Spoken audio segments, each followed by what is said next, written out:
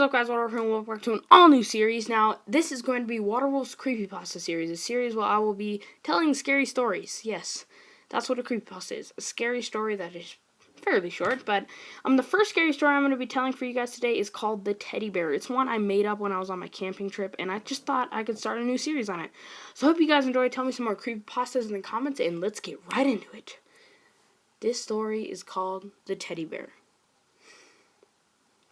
There was a simple family. They lived in a neighborhood with a few houses, upstairs and downstairs, a nice, beautiful blue house. There was a brother, a sister, a dad, and a mom. The dad and the mom were Thomas and Susan, and the brother and the sister were Mary and Ben.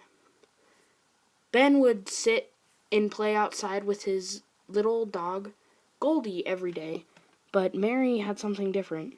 She would sit in her room every day playing with her little teddy bear. Her teddy bear did not have an eye due to Goldie had ripped it out a few years earlier. But she continued to play with it, and she would never come out of her room day and night.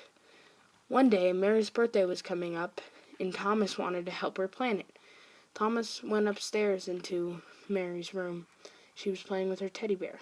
Thomas said, "Mary, we need to plan your birthday party. Put the dumb teddy bear down and get downstairs." But Mary just kept playing.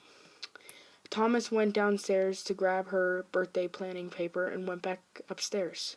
But Mary was gone. But the teddy bear was still there, sitting in her place. And Thomas said, "Susan, do you know where Mary is?" But there was no response. He went downstairs. Susan, his wife, was gone. He went outside, and Ben was crying in the grass.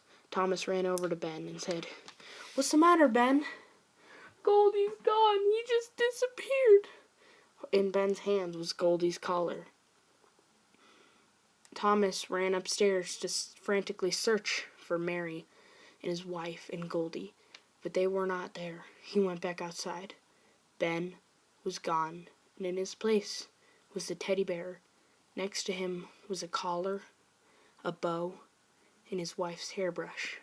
The teddy bear just stared evilly at Thomas. Thomas ran, grabbed the teddy bear, threw it as hard as he could into the street.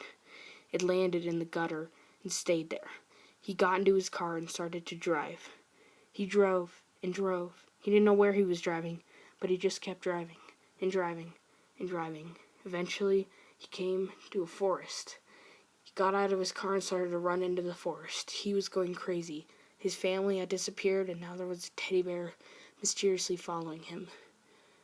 He came to a cabin. He went inside of the cabin, and sitting on the table in the cabin was the teddy bear.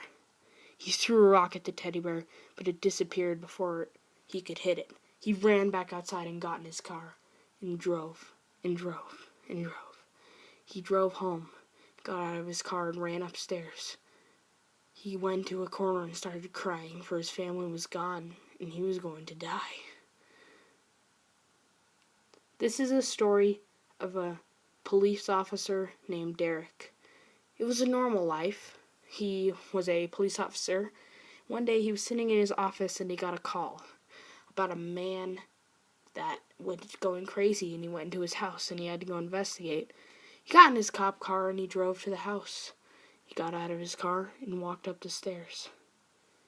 Instead of where the man was supposed to be, there was a bloody, rotten teddy bear.